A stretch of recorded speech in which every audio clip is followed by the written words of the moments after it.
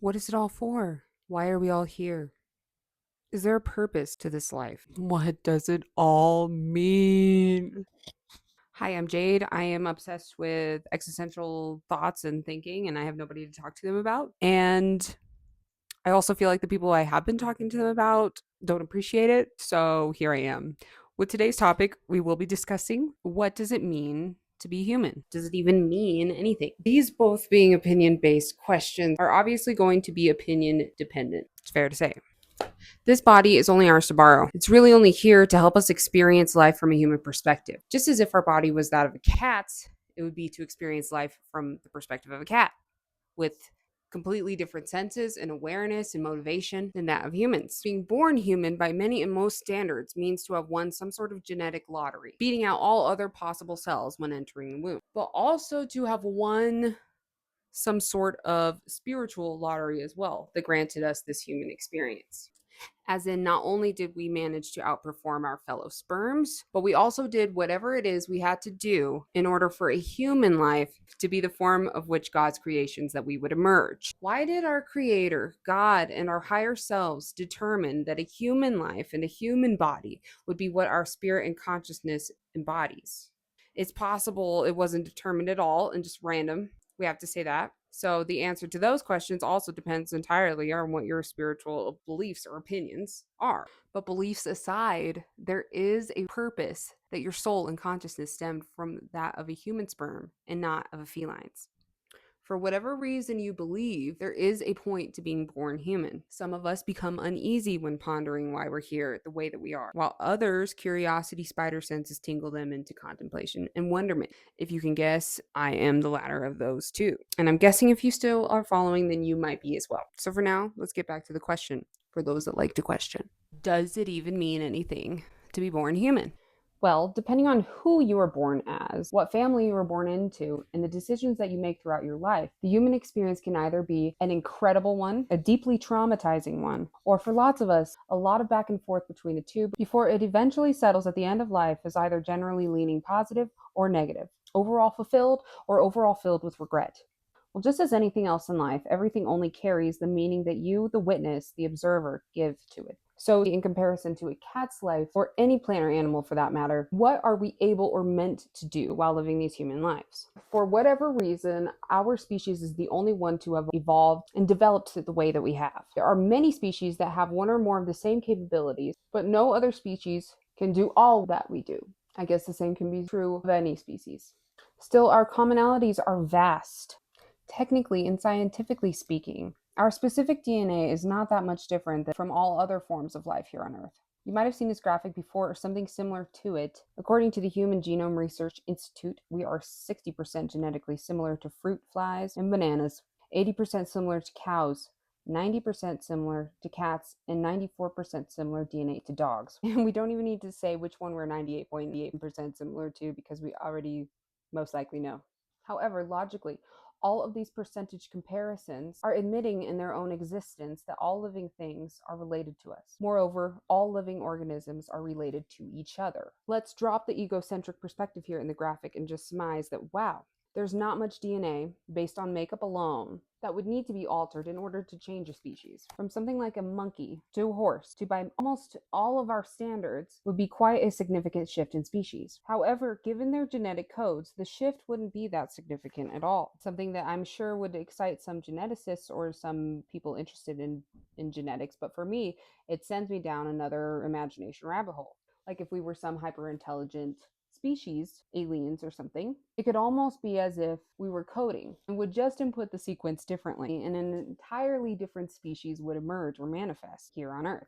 And depending on how their specific physics work, that might just mean we manifest as an orchid and not a baby human. Depending on our physics and scientific development as this hyperintelligent species, it could be as easy as coding video game characters, or as impossible as a change would be currently from the view of that of a human with our current physics in this three-dimensional reality. Our reality and ecosystems all hyper related to each other, and that's why it works. That's how Earth flows in the way that it does and has since the first drop of life. All organisms relate to and benefit from each other, which again is why it works. Each organism, although different in genetic makeup, form, behavior, and motivation, is similar to every other single organism here on Earth in an immeasurable amount of ways, and more importantly, exists and thrives because of the others. Each organism has a role to play in our ecosystem. So again, setting spirituality and beliefs aside, there is symbolism in being born human, in being born as we are. There is meaning to being human. And so far, collectively, we've created a lot of art, beauty, and advancements in the world.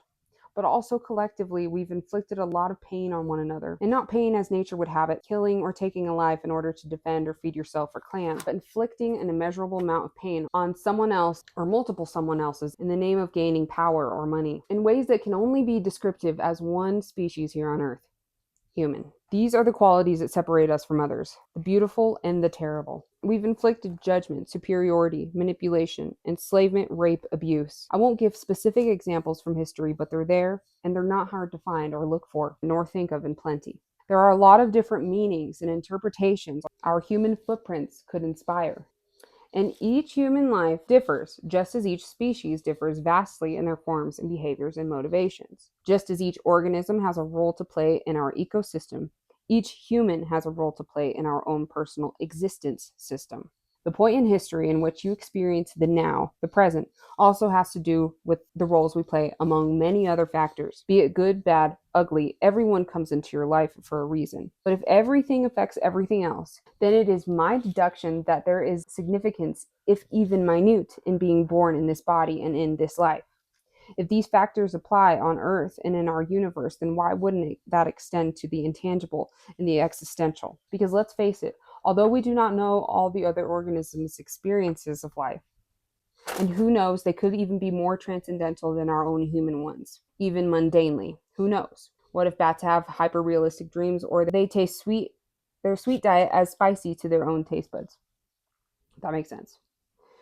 We humans, while living as humans, may more than likely never know the extent of experiences a plant or a bird or a butterfly might have while living their life, and the meanings that those things might carry to them, even if it just may be for some and to many to reproduce and to survive while doing so. But some species do and experience things that would be Nobel Peace Prize deserving if we did experience them as humans. I think of sonar and all the healing and resolve sea creatures can naturally do while using it. What if it is much more profound to experience our planet using senses we haven't even discovered or will never even experience firsthand? All we do know, truly know, is the point of view we have and ever will have, which is human.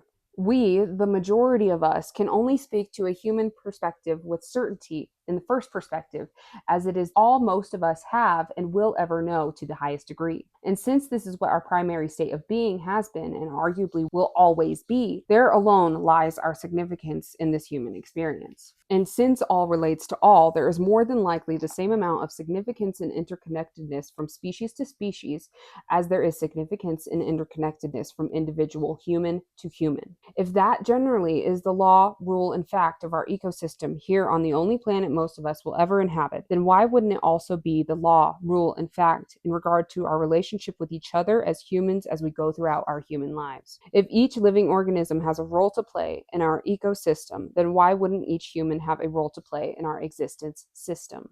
So if it means something, what does it mean to be born a human? It goes without saying that the human experience is a profound one. With each species, there are many different scientific and integral meanings to their existence, and many of their behavior supports the environments they live in, and we all live in. But we do not support the environment, a glaring difference between our species and others. All right, so I recorded the rest of this, and then the mic just wasn't picking up any of it, so it's just like me talking and no sound. So here we are again with the end of this. And now I don't remember what I was going to say. Ow, fuck. Okay. So let's try this last part again. And also, I'll probably redo the first part. Hopefully the sound is working. That would suck. There's nothing our species contributes to the ecosystem, just inherently by being human. We don't do anything special, really. We're not like integral. We're not like an integral part of the food chain. We don't, if we didn't exist, plants and animals would still thrive, probably even more so. Actually, definitely even more so. Our shit can fertilize just the same as everybody else's. And there are many things that we can do to help the environment. And yet, much of our planetary changes are believed to have been a result of our own overconsumption, obsession with greed, and instant gratification. However, some of the most beautiful moments in history have been human. Music, creativity, expressing yourself. These are human qualities as well. And we wouldn't have made it this far if it wasn't for all the love and connection that we've experienced with one another. In our recent history, I'm sure it's a lot of corruption and greed that have, in the elite's eyes, kept everybody sane and afloat. But it is not. It is because of our ability to love our neighbors, to go within ourselves and turn what society has told us is negative or ugly into something positive. We as humans have a lot on our shoulders in comparison to all other life forms. And yet, at the same time, we have zero weight on our shoulders. We've made it so convenient to live life that this is why humans do not contribute to their ecosystem. Your life is what you make it, and you either look at the way the world is right now and feel the weight on your shoulders to help make a change, and starting with yourself. I think there was something else I wanted to include in here. I'm a little chilly. Okay. Your life is what you make it, and you either look at the way the world is and feel the weight on your shoulders to help make a change for the better, starting with yourself, or you feel some fear in your comfortability being compromised and, like a hermit crab, go back into your shells. However, the hermit typically shuts out the world for diving deep into contemplation or analysis, not shutting out the world, hiding underneath Timu blankets, ordering their third DoorDash of the week, and lighting up their night with artificial light and carpal tunnel inducing scrolling addictions. Since I really could go for hours, I will turn it to you. What do you think? I would love to hear your answers. I find myself writing offensively long YouTube comments. When I was growing up, I would have usually taken this novel to Facebook or some sort of debate in school. But I have spent the past 2 years hermiting myself. That isolated, thoughtful void hermit, and also the gluttonous, distracted sloth type of hermit. So, with keeping off of social media this long and amidst my own thoughts, it's led me to these, and I've written several. So now, whoever out there gets to experience the joys of me not pursuing my speech and debate career. Lol. But I do love to debate and reason with others' opinions. I think the way that we all view the world is really fascinating. And if you have any ideas that would resonate or even opposing views, I welcome all of it. And I will more than likely respond, since responding to YouTube comments is apparently my preferred method of communication, but I will try to make that brief. And if you survived my thoughts this long, thank you so much. You are my people. Have a great day.